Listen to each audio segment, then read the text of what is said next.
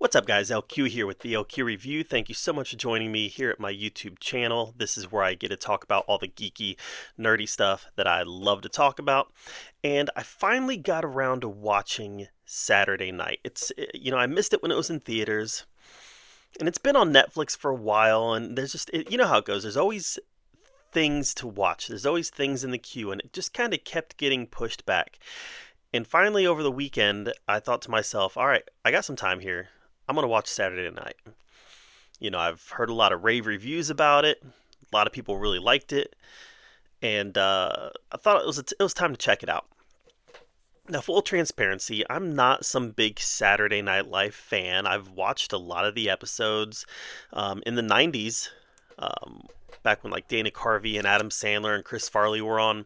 I really liked it. I watched it quite a bit. But that's really the only time I was really engaged in SNL. The past 10 years or so, I watch clips on YouTube, but that's about it. So I'm not like a SNL diehard by any means. But I've always been interested in the history of the show. And this movie I thought might fill in some gaps on the history of the show. And by the way, I'm a huge fan of Chevy Chase and Bill Murray and a lot of those original stars.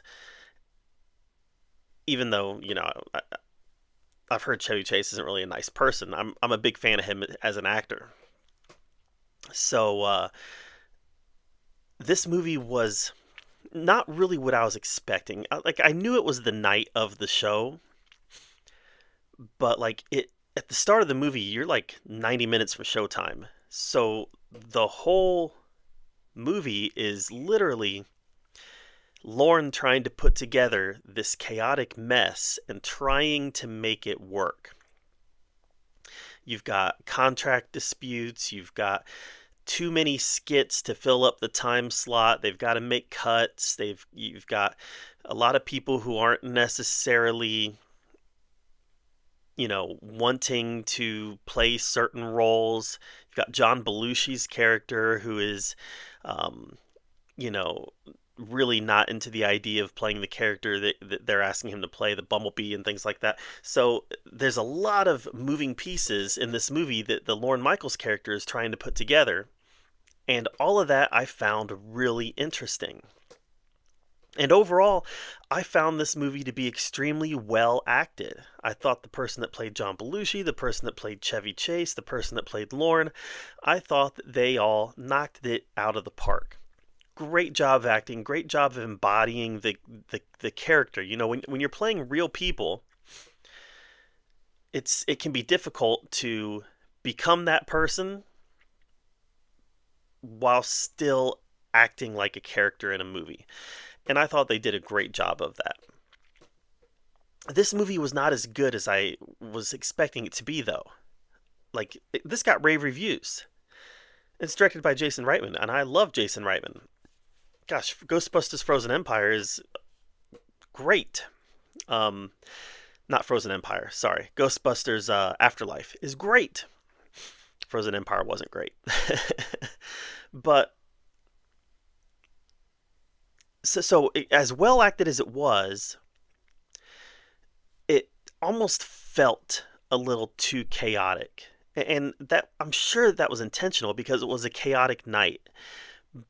But you had all these different characters who were jumping in and out of the narrative. And it became not difficult to follow, it just became annoying. If we are feeling a fraction of what Lorne Michaels felt that night, man, he was really annoyed. Because I was annoyed. But all these characters were jumping in and out. All these problems kept coming up. All these roadblocks kept getting into Lorne Michaels' way. All this stuff kept on popping up where you're like, how are we going to pull this off? And at some point, to me anyways, it just kind of stopped being entertaining and it kind of just started being annoying. Even the John Belushi character. We've got to give him to sign his contract. Oh, we've got to give him to sign his contract. Oh, where he disappeared. He's at a bar. Oh, now we're going to chase him down to a skating rink. I mean, it almost felt like there was too much happening that to legitimately crammed it all into the time period what the movie says this all happened in. Um, but again, it was well acted, and it was entertaining up to a point, and then it just kind of became annoying. So, um, this isn't a show. This isn't a movie I'm going to ever revisit. I'm glad that I watched it, but I'm not going to ever revisit it because it didn't really teach me anything new about SNL. It didn't show me anything new about the conception of SNL or how it found the success that it found. All that it did was show me the chaos that led up to the first show. And as well acted as that was, I just didn't find it super interesting. I'm probably on an island on this. I just didn't really love the movie. So I'd go slightly negative on it. Not to say that there's not a lot of good takeaways here. Like I said, the performances were great. I just wasn't super entertained by it.